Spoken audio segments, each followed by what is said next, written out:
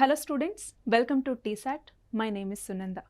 ఇవాళ మనం జూలై మంత్కి సంబంధించినటువంటి ముఖ్యమైనటువంటి తేదీలు, వాటి యొక్క ప్రాముఖ్యత గురించి తెలుసుకుందాం. అందులో మొదటగా జూలై 1వ తేదీ. జూలై 1వ తేదీని మనం జాతీయ వైద్యుల దినోత్సవంగా జరుపుకుంటాం, నేషనల్ డాక్టర్స్ డే. మరి ఎవరి యొక్క గౌరవార్థం అంటే డాక్టర్ బిధాన్ చంద్రరాయ్. ఎవరు డాక్టర్ బిధాన్ చంద్రరాయ్? ఈయన యొక్క పొలిటీషియన్, ఒక ఫిజిసిస్ట్ కూడా. ఈయన వెస్ట్ బెంగాల్కి మొట్టమొదటి ముఖ్యమంత్రిగా పనిచేశారు దాదాపు 14 సంవత్సరాల పాటు. మరి మెడికల్ ఫీల్డ్లో ఈయన చేసినటువంటి కృషికి గాను ఎస్పెషల్గా మనం చూస్తే ఇండియన్ మెడికల్ అసోసియేషన్ కావచ్చు, అలాగే మెడికల్ కౌన్సిల్ కావచ్చు, వీటి యొక్క ఏర్పాట్లో ఈయన ఎంతో ప్రాముఖ్యత వహించారు. మరి అలాంటి ఈయన యొక్క పుట్టినరోజు, అలాగే ఈయన మరణించినటువంటి రోజు రెండు సేమ్ జూలై 1. ఆ తేదీని మనం ఈయన యొక్క గౌరవార్థం డాక్టర్స్ డేగా జరుపుకుంటూ ఉన్నాము. మరి మనం చూస్తే ఈయనకి 1961లో ఈయన చేసినటువంటి సేవలకి భారతరత్న అవార్డు కూడా వచ్చింది. అయితే మొట్టమొదటిసారిగా మనము డాక్టర్స్ డేని జూలై 1ని ఎప్పుడు జరుపుకున్నాం అంటే 1991వ సంవత్సరం జూలైలో మొట్టమొదటి జాతీయ వైద్యుల దినోత్సవాన్ని మనం జరుపుకున్నాము. మరి మన వైద్యులు మనకి చేసినటువంటి కృషిని గుర్తిస్తూ, వాళ్ళ యొక్క సైన్స్లో చేస్తున్నటువంటి అడ్వాన్స్మెంట్ని మనం గుర్తిస్తూ, దానికోసమే ఈ జాతీయ వైద్యుల దినోత్సవం. మనకు తెలుసు, ఎస్పెషల్గా కోవిడ్ టైంలో డాక్టర్స్ ఎంత స్ట్రగుల్ అవుతూ వాళ్ళ యొక్క సేవల్ని మనకు అందించారు అన్నటువంటిది. మరి ఈ సంవత్సరం యొక్క థీమ్ లేదా ఇతివృత్తం అని కూడా పిలుస్తూ ఉంటాం. ఏంటి ఈ సంవత్సరం థీమ్ అంటే తెర వెనక ఉన్నటువంటి డాక్టర్స్ ఎవరైతే ఉన్నారో వాళ్ళకి సంబంధించి కేర్ చూపించాలన్నటువంటిది ఈ సంవత్సరం యొక్క ఇతివృత్తం. మరి ఈ జూలై 1వ తేదీన కేవలం డాక్టర్స్ డే మాత్రమే కాదు, వరల్డ్ పోస్టల్ వర్కర్స్ డేగా కూడా జరుపుకుంటాం. అంటే పోస్టల్ వర్కర్స్, మెన్ కావచ్చు, ఉమెన్ కావచ్చు, వాళ్ళు ఇప్పుడు మనకి మెయిల్స్ కానీ లేకపోతే ఈ పోస్టల్ ఏవైనా వస్తున్నప్పుడు వాటిని అందించటంలో వాళ్ళు ఎంత కృషి చేస్తున్నారన్నట్టుగా గుర్తిస్తూ ప్రపంచవ్యాప్తంగా వరల్డ్ పోస్టల్ వర్కర్స్ డేని కూడా మనం జూలై 1వ తేదీన జరుపుకుంటాము. నెక్స్ట్ వచ్చేసి జూలై 5వ తేదీ అంతర్జాతీయ సహకార దినోత్సవంగా జరుపుకుంటాం, ఇంటర్నేషనల్ డే ఆఫ్ కోఆపరేటివ్స్ అనేసి. మరి ప్రతి సంవత్సరం జూలైలో మొదటి శనివారాన్ని అంతర్జాతీయ సహకార దినోత్సవంగా మనం జరుపుకుంటాము. మరి సహకార సంఘాలు అంటూ ఉంటాం, కోఆపరేటివ్స్ అనేసి. కోఆపరేటివ్స్ అంటే ఏంటి? ఫర్ ఎగ్జాంపుల్, ఒక పర్సన్ ఒక పని చేసినప్పుడు వచ్చేటటువంటి అవుట్పుట్ కన్నా కొంతమంది కలిసి ఒక పని చేస్తే వచ్చేటటువంటి అవుట్పుట్ అనేది ఎక్కువగా ఉంటుంది. సో అలా సహకరించుకుంటూ ముందుకెళ్లాలన్నటువంటి లక్ష్యంతోనే సహకార సంఘాలు అన్నటువంటివి ఏర్పడ్డాయి. మరి అలాంటి సహకార సంఘాలకి రాజ్యాంగబద్ధత కల్పించాలి అన్నటువంటి ఉద్దేశంతో 2011వ సంవత్సరంలో మన భారత పార్లమెంట్ అన్నటువంటిది 97వ రాజ్యాంగ సవరణను తీసుకొచ్చింది. దీని ద్వారా కోఆపరేటివ్స్కి రాజ్యాంగబద్ధతని కల్పించిందనమాట. మరి అంతకుముందు అసలు కోఆపరేటివ్స్కి రికగ్నిషన్ లేదా అంటే ఖచ్చితంగా ఉంది. మన యొక్క భారత రాజ్యాంగంలో 43B, ఆర్టికల్ 43B అన్నటువంటిది ఈ కోఆపరేటివ్స్ గురించి తెలుపుతుంది. మరి ఈ ఆర్టికల్ 43B అన్నటువంటిది దేంట్లో భాగం? ఆదేశక సూత్రాలు లేదా directive principles of state policy అంటాము. అంటే ఏంటి? ప్రభుత్వం ఏదైనా ఒక పాలసీని తీసుకొస్తోంది ప్రజల కోసం అంటే అందులో ఈ ఆదేశక సూత్రాలు అన్నటువంటి పాటిస్తోందా లేదా అన్నట్టుగా ఖచ్చితంగా తెలుసుకోవాలి. మరి వీటిని పాటించేలాగా ప్రభుత్వం యొక్క పాలసీ ఉండాలి. మరి ఇప్పుడేమైంది అంటే ఈ 2011వ సంవత్సరంలో తీసుకొచ్చినటువంటి 97వ రాజ్యాంగ సవరణ ద్వారా మన భారత రాజ్యాంగంలో పార్ట్ 9Bని చేర్చడం జరిగింది. సో కోఆపరేటివ్స్కి రాజ్యాంగబద్ధతనిచ్చారు. అంతేకాదు సహకార మంత్రిత్వ శాఖని, మినిస్ట్రీ ఆఫ్ కోఆపరేషన్ని కూడా 2021వ సంవత్సరంలో ఏర్పాటు చేయటం జరిగింది కోఆపరేటివ్స్ని ప్రమోట్ చేయటానికి. అలానే మనం చూస్తే మల్టీ స్టేట్ కోఆపరేటివ్స్ యాక్ట్ అనేసి బహుళ రాష్ట్ర సహకార సంఘాల చట్టం అని కూడా పిలుస్తూ ఉంటాము. దీనిని 2002లోనే తీసుకొచ్చారు. చూడండి, రాజ్యాంగబద్ధత అన్నటువంటిది ఇవ్వకముందే చట్టాన్ని 2002వ సంవత్సరంలోనే తీసుకొచ్చారు. అలానే సహకార్ సే సమృద్ధి అంటే ఏంటి? సహకారం ద్వారా మనం డెవలప్మెంట్ అన్నటువంటిది పొందాలి అన్నట్టుగా. సో సహకార్ సే సమృద్ధి అన్నటువంటి స్కీమ్ని తీసుకొచ్చాము. అలానే మనం చూస్తే 2025వ సంవత్సరానికి సంబంధించి మనము ఇంటర్నేషనల్ కోఆపరేటివ్స్ ఇయర్గా కూడా జరుపుకుంటాము. మరి ఈ సంవత్సరం యొక్క థీమ్ ఏంటి అన్నటువంటిది గమనిస్తే, ఈ ఏవైతే మనకి కోఆపరేటివ్స్ అన్నటువంటివి ఉన్నాయో ఇవి ఒక స్థిరమైనటువంటి సమ్మిళితమైనటువంటి పరిష్కారాలని వీళ్ళకి చూపించాలి, అంటే ఒక స్టేబుల్ సొల్యూషన్స్ని వీళ్ళకి అందించాలి ఇప్పుడున్నటువంటి సిచ్యువేషన్స్కి అన్నటువంటి ఇతివృత్తంతో మనం ఈ రోజుని జరుపుకుంటున్నాము. మరి నెక్స్ట్ వచ్చేసరికి ప్రపంచ జనాభా దినోత్సవం. జూలై 11వ తేదీని మనం ప్రపంచ జనాభా దినోత్సవంగా జరుపుకుంటాము. ఎందుకని జూలై 11వ తేదీని అంటే 1987వ సంవత్సరంలో జూలై 11వ తేదీన మన ప్రపంచ జనాభా అన్నటువంటిది 5 బిలియన్లని దాటింది. 5 బిలియన్లు. ఒక బిలియన్ అంటే ఎంత? ఒక బిలియన్ అంటే ఎంత జనాభా? 100 కోట్లు. 100 కోట్ల జనాభాని దాటింది. ఎప్పుడు? మొదటిసారిగా 1804వ సంవత్సరంలో. దాని తర్వాత ప్రపంచ జనాభా అన్నటువంటిది 1987కి వచ్చేసరికి 5 బిలియన్లని దాటింది. ఇలా 5 బిలియన్ల జనాభా దాటిందన్నటువంటి దాని జ్ఞాపకార్థం మనం ప్రపంచ జనాభా దినోత్సవాన్ని జరుపుకుంటున్నాము. మరి అలానే ఈ సంవత్సరం యొక్క ఇతివృత్తం ఏంటి అంటే, మనకి కోవిడ్-19 అన్నటువంటిది గడిచిపోయినా ఇంకా ఆ మహమ్మారి ప్రభావం అన్నటువంటిది ఉంటూనే ఉంది. అంటే పాండమిక్ యొక్క ప్రభావం అంటూనే ఉంటుంది. మరి ఆ ప్రభావం అన్నటువంటిది మహిళలు మరియు బాలికల యొక్క ఆరోగ్యం, హక్కులు వీటి మీద ఎలా ప్రభావితం చేస్తోంది, వాళ్ళ యొక్క హక్కుల్ని ఎలా కాపాడుకోవాలి అన్నటువంటి ఇతివృత్తంతో మనం ఈ సంవత్సరం జనాభా దినోత్సవాన్ని జరుపుకుంటున్నాము.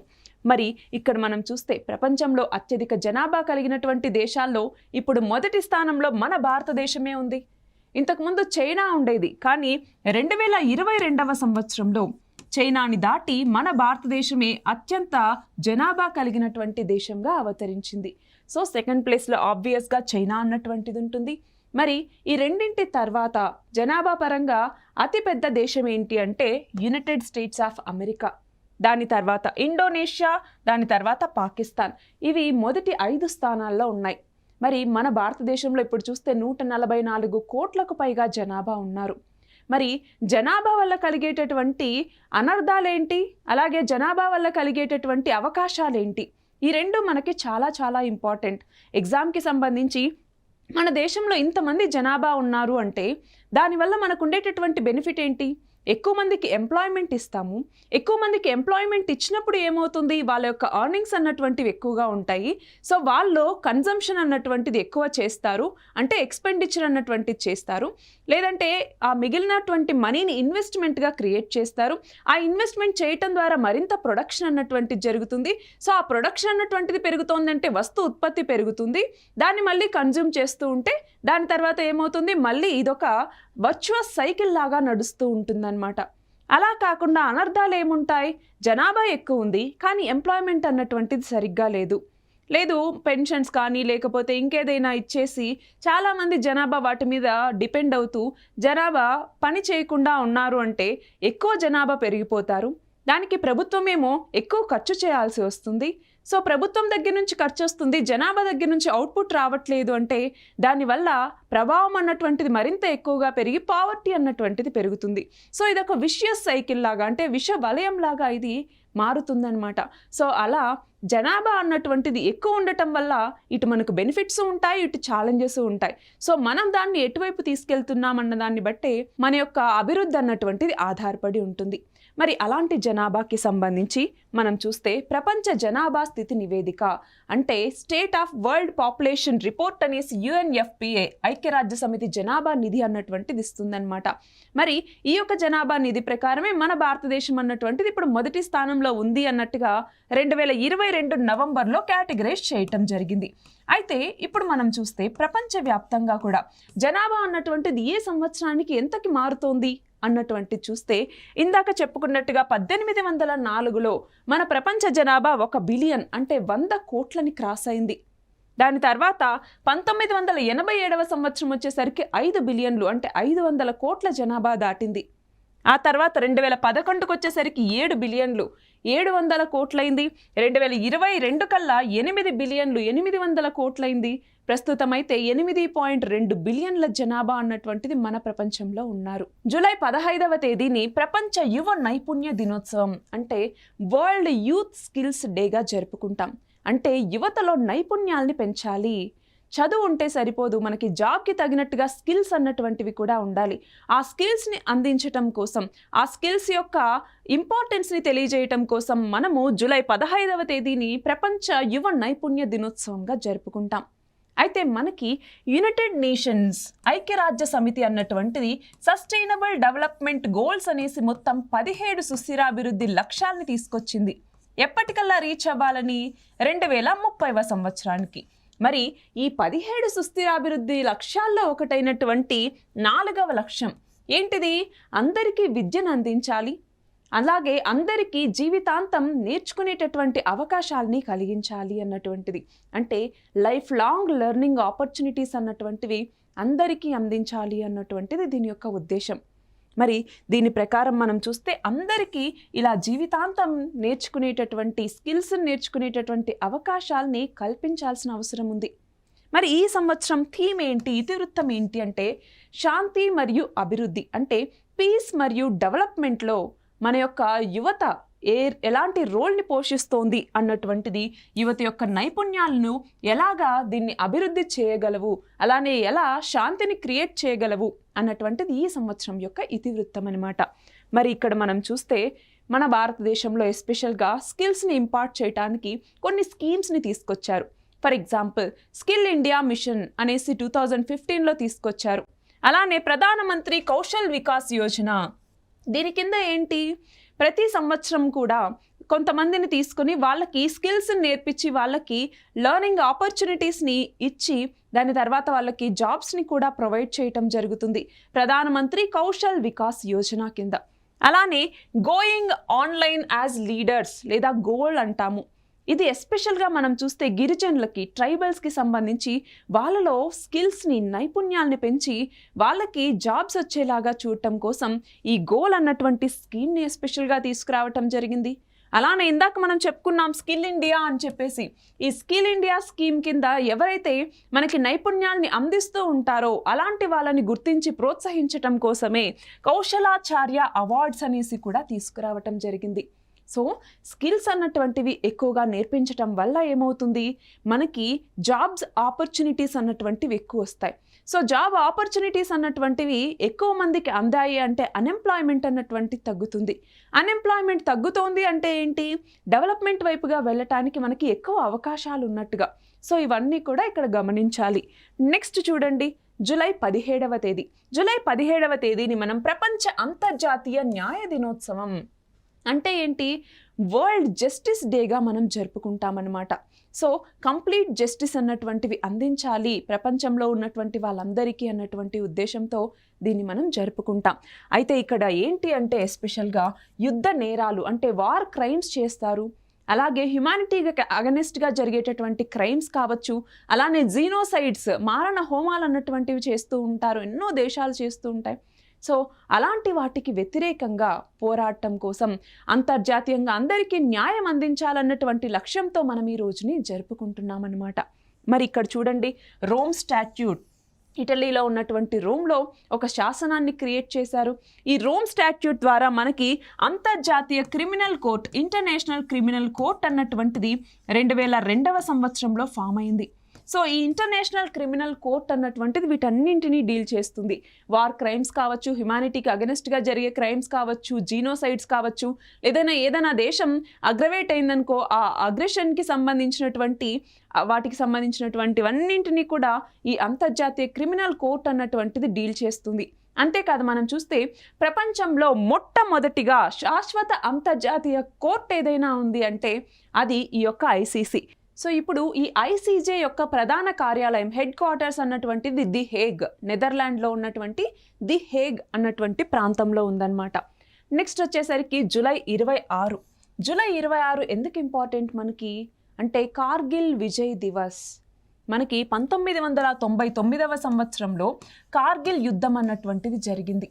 మనకి జమ్మూ అండ్ కాశ్మీర్లో ఉన్నటువంటి కార్గిల్ హైయెస్ట్ వార్ఫేర్ జోన్లో ఇది కూడా ఒకటనమాట. అంటే అత్యంత ఎత్తులో ఉన్నటువంటి ప్రాంతాల్లో జరిగినటువంటి యుద్ధాల్లో ఇది కూడా ఒకటి. మరి ఈ కార్గిల్ యుద్ధం ఎవరెవరికి మధ్య జరిగింది, పాకిస్తాన్కి మరియు మన భారతదేశానికి మధ్య. అయితే భారతదేశానికి పాకిస్తాన్కి మధ్య లైన్ ఆఫ్ కంట్రోల్ అన్నటువంటిది ఉంది. ఈ లైన్ ఆఫ్ కంట్రోల్ వెంబడి పాకిస్తాన్ ఏం చేసింది, భారతదేశంలోకి రావాలనేసి చొరబడటానికి ప్రయత్నించింది. దాన్ని మన భారతదేశ దళాలు అన్నటువంటివి అడ్డుకున్నాయి. ఎస్పెషల్లీ ఎయిర్ ఫోర్స్ అన్నటువంటిది కావచ్చు, ఎయిర్ ఫోర్స్ యొక్క రోల్ అన్నటువంటి దీంట్లో చాలా కీలకమైనటువంటిది.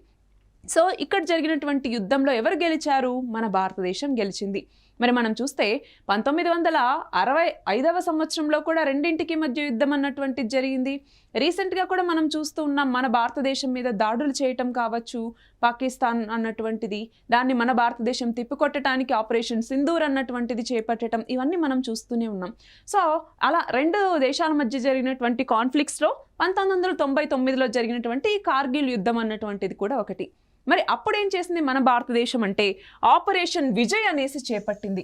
ఆపరేషన్ విజయ్ అన్నటువంటిది చేపట్టి మనం పాకిస్తాన్ని సమర్థవంతంగా ఎదుర్కొన్నాం. మరి ఈ విజయానికి గుర్తుగానే మనం ప్రతి సంవత్సరం జూలై 26వ తేదీని కార్గిల్ స్మారక దినోత్సవం అని కూడా జరుపుకుంటున్నాం.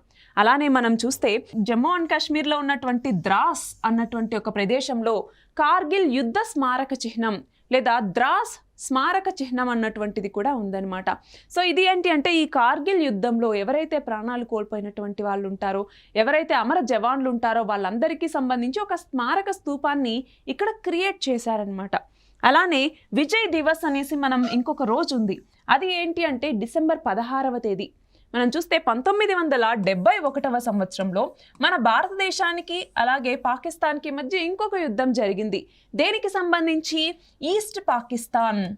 అప్పట్లో పాకిస్తాన్ అన్నటువంటిది రెండు భాగాలుగా ఉండేది. మన స్వాతంత్రం వచ్చిన తర్వాత పాకిస్తాన్ ఇప్పుడున్నటువంటి పాకిస్తాన్ వెస్ట్ పాకిస్తాన్, ఇప్పుడున్నటువంటి బంగ్లాదేశ్ ఏమో ఈస్ట్ పాకిస్తాన్.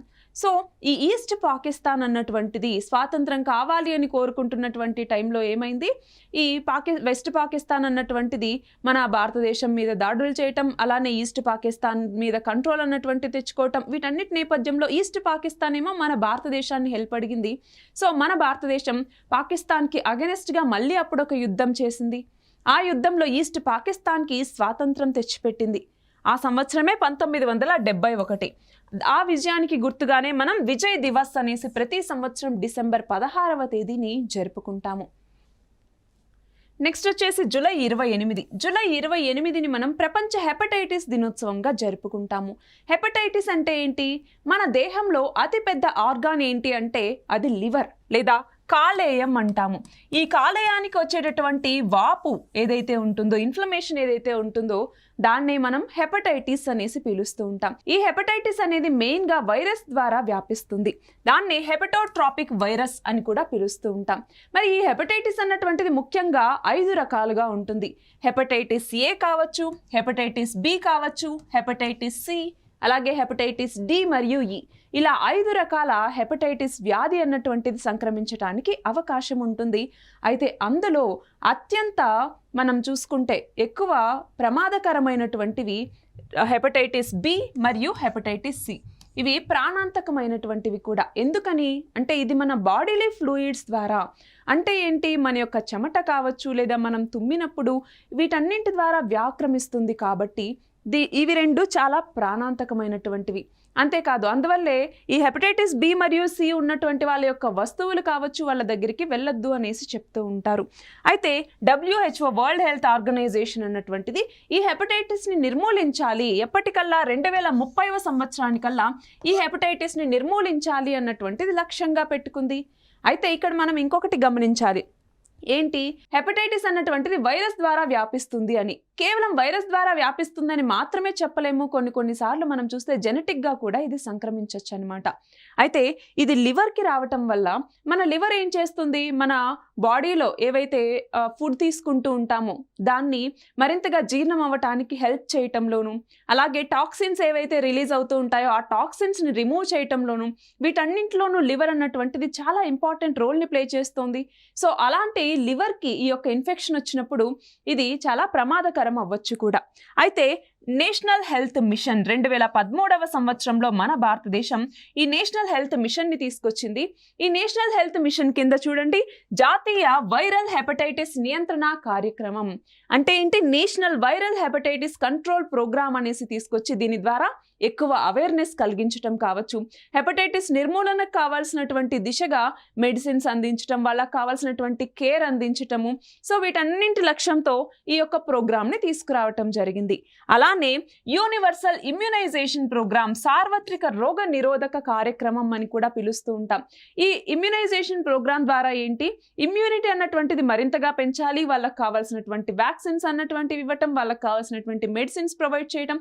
సో ఇవన్నీ కూడా దీని కింద చేయటం జరుగుతుంది. అలానే మనం చూస్తే జూలై 28వ తేదీనే ఇంకొక రోజుని కూడా మనం జరుపుకుంటాము.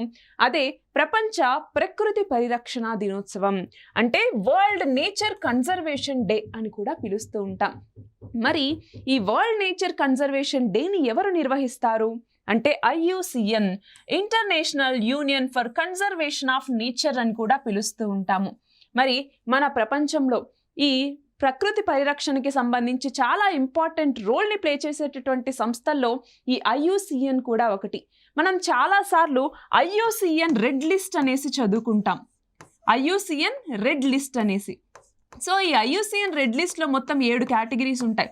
మనము వల్నరబుల్ అని, ఎండేంజర్డ్ అని చెప్పేసి, అలాగే లీస్ట్ వల్నరబుల్ అనేసి, ఎక్స్టింక్ట్ అని చెప్పేసి, ఇలా మొత్తం 7 రకాలు ఉంటాయన్నమాట. సో ఏవైనా అంతరించిపోతున్నాయి అనిపిస్తే వాటిని ఈ రెడ్ లిస్ట్లో పెట్టేస్తారు. అలాగే 2024కి సంబంధించి ప్రపంచ ప్రకృతి పరిరక్షణ సూచిక లేదా నేచర్ కన్జర్వేషన్ ఇండెక్స్ అన్నటువంటిది రిలీజ్ చేయటం జరిగింది. మరి 2024కి సంబంధించి మన భారతదేశం ర్యాంక్ ఎంత అంటే మొత్తం 180 దేశాలకు గాను 176వ స్థానంలో మన భారతదేశం ఉంది. ఈ నేచర్ కన్జర్వేషన్ ఇండెక్స్ ని ఎవరు ఇస్తారు? Goldman Sonnenfeld school of sustainability and climate change ఇది ఈ నేచర్ కన్జర్వేషన్ ఇండెక్స్ ని ఇస్తుంది. మరి ప్రపంచవ్యాప్తంగా ఈ 180 దేశాల్లో ప్రకృతి పరిరక్షణ అన్నటువంటిది ఏ దేశం ఎంతవరకు చేస్తోంది అన్నటువంటి దాన్ని మెజర్మెంట్గా తీసుకుని దాన్ని బట్టి ఈ ర్యాంకింగ్ అన్నటువంటిది ఇస్తుందన్నమాట. అలానే ఇంకొకటి 2024కి సంబంధించే పర్యావరణ పనితీరు సూచిక, ఎన్విరాన్మెంటల్ పర్ఫార్మెన్స్ ఇండెక్స్ అన్నటువంటిది కూడా రిలీజ్ చేయటం జరిగింది. మరి ఈ ఇండెక్స్లో కూడా మనం చూస్తే 180 దేశాల్లో మన భారతదేశం 176వ స్థానంలోనే ఉంది. మరి ఈ ఎన్విరాన్మెంటల్ పర్ఫార్మెన్స్ ఇండెక్స్ని ఎవరు ఇస్తారు అంటే వరల్డ్ ఎకనామిక్ ఫోరం యొక్క భాగస్వామ్యంతో ఏల్ యూనివర్సిటీ అన్నటువంటిది, అలానే కొలంబియా యూనివర్సిటీ అన్నటువంటి ఈ 2 కలిసి ఈ యొక్క ఎన్విరాన్మెంటల్ పర్ఫార్మెన్స్ ఇండెక్స్ని రిలీజ్ చేయటం జరుగుతుంది. మరి మనకి తెలుసు మన భారతదేశం అన్నటువంటిది 2070వ సంవత్సరం నాటికి నికర సున్నా ఉద్గారాలు లేదా నెట్ జీరో ఎమిషన్స్ అని కూడా పిలుస్తూ ఉంటాం. ఈ నెట్ జీరో ఎమిషన్స్ని ఏ సంవత్సరానికి రీచ్ అవ్వాలనేసి లక్ష్యంగా పెట్టుకుంది? 2070వ సంవత్సరానికి. అదే ప్రపంచంలో అయితే 2050వ సంవత్సరానికి. మన భారతదేశం ఏమో 2070వ సంవత్సరానికి దీనికి రీచ్ అవ్వాలి అనేసి పెట్టుకుంది. దీనికోసమే మనం చూస్తే మన ప్రకృతిని కాపాడడం కోసం వైల్డ్ లైఫ్ కన్జర్వేషన్ యాక్ట్ అనేసి తీసుకొచ్చాం, ఎన్విరాన్మెంటల్ ప్రొటెక్షన్ యాక్ట్ అనేసి తీసుకొచ్చాము. అలానే మనం చూస్తే రీసెంట్గా మిషన్ లైఫ్ అని కూడా తీసుకొచ్చాం. మిషన్ లైఫ్ అంటే ఏంటి? సస్టైనబుల్గా బతకాలి అన్నటువంటిది, ఎన్విరాన్మెంటల్కి హామ్ కలిగించకుండా మనము బ్రతకాలి అన్నటువంటి ఉద్దేశంతోనే మిషన్ లైఫ్ అన్నటువంటి దాన్ని కూడా తీసుకురావటం జరిగింది. మరి నెక్స్ట్ వచ్చేసరికి అంతర్జాతీయ పులుల దినోత్సవం జూలై 29. మనం చూస్తే మొట్టమొదటిసారిగా రష్యాలో సెయింట్ పీటర్స్బర్గ్లో ఒక సమ్మిట్ అన్నటువంటి జరిగింది 2010వ సంవత్సరంలో. అప్పుడు ఏమని నిర్ణయించుకున్నారు? పులుల సంరక్షణ అన్నటువంటిది చేపట్టాలి. మనం ప్రపంచవ్యాప్తంగా పులుల యొక్క సంఖ్య అన్నటువంటి తగ్గిపోతూ వస్తున్నటువంటి నేపథ్యంలో పులుల సంరక్షణ అన్నటువంటిది ఇప్పుడు చాలా అవసరం.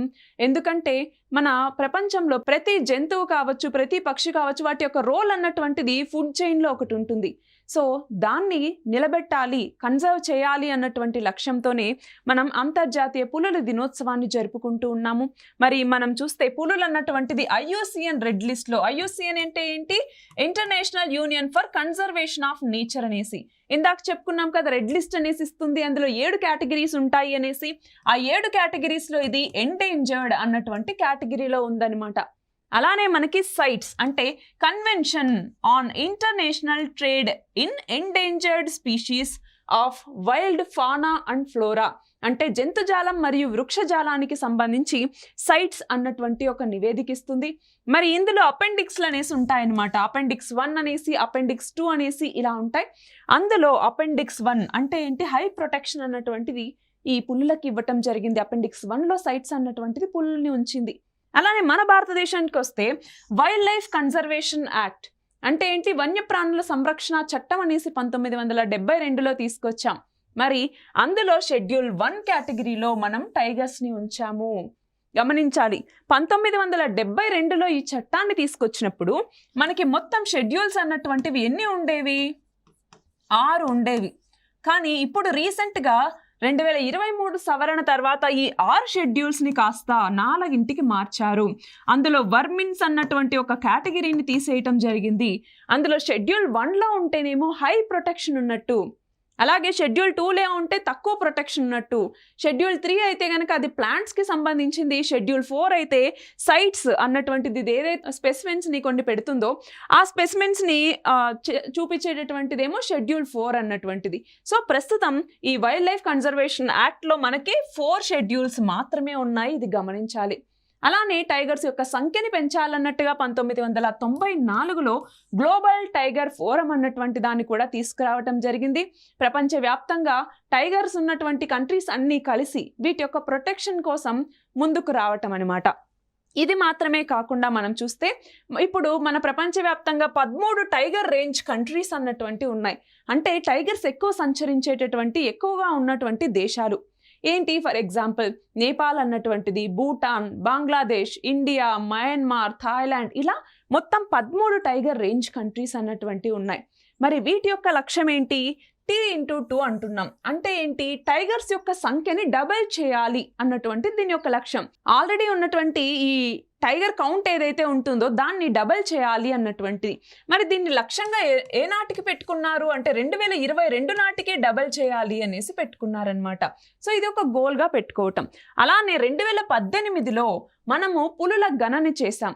మనకి నార్మల్గా పులుల గణన అన్నటువంటిది ఎన్ని సంవత్సరాలకు ఒకసారి జరుగుతుంది, 4 సంవత్సరాలకు ఒకసారి జరుగుతుంది. ఎవరు ఈ పులుల గణన చేస్తారు అంటే wild life institute of India అన్నటువంటిది పులుల గణనని చేపట్టడం జరుగుతుంది. మరి ఈ wild life institute of India చేపట్టినటువంటి ఈ పులుల గణన అన్నటువంటిది గిన్నిస్ వరల్డ్ రికార్డ్కి ఎక్కింది. ఎందుకు అంటే అతిపెద్ద కెమెరా ట్రాప్ వన్యప్రాణుల సర్వే అన్నటువంటిది అప్పుడు చేపట్టారు. అలానే 1973లో మనం ప్రాజెక్ట్ టైగర్ అన్నటువంటి దాన్ని తీసుకొచ్చాం ఈ పులుల యొక్క సంరక్షణ కోసం. మరి 50 సంవత్సరాల పైనైంది ప్రాజెక్ట్ టైగర్కి సంబంధించి. మరి దీని యొక్క రిజల్ట్ ఏంటి అన్నటువంటిది మనం చూస్తే ప్రపంచవ్యాప్తంగా పులుల సంఖ్య అనేది పెరిగింది. బట్ ఈ ప్రాజెక్ట్ టైగర్ ద్వారా మన భారతదేశంలో పులుల సంఖ్య అన్నటువంటిది గణనీయంగా పెరిగింది. ప్రస్తుతం మనం చూస్తే మన భారతదేశంలో 3682 టైగర్స్ ఉన్నాయన్నమాట 2022 సర్వే ప్రకారం. మనకి 2018లో ఈ గిన్నిస్ వరల్డ్ రికార్డ్ వచ్చింది. దాని తర్వాత 4 సంవత్సరాలకి అంటే 2022లో చేపట్టినటువంటి పులుల గణన ద్వారా మన దేశంలో ఎన్ని పులులు ఉన్నాయి, 3682. మళ్ళీ నెక్స్ట్ 2026లో చేపడతారనమాట. సో ఇది చేపట్టేది ఎవరు, wild life institute of India అన్నటువంటిది. సో ప్రాజెక్ట్ టైగర్ అన్నటువంటిది ఇంపార్టెంట్. సో ఇది పులుల గణనకి సంబంధించి. అలానే మనం చూసుకుంటే జూలై 30 ఇంటర్నేషనల్ ఫ్రెండ్షిప్ డేగా కూడా మనం జరుపుకుంటాము. ఇది జూలైకి సంబంధించినటువంటి ముఖ్యమైన తేదీలు, వాటి యొక్క ప్రాముఖ్యత గురించి. మళ్ళీ ఇంకొక టాపిక్తో మళ్ళీ కలుద్దాం.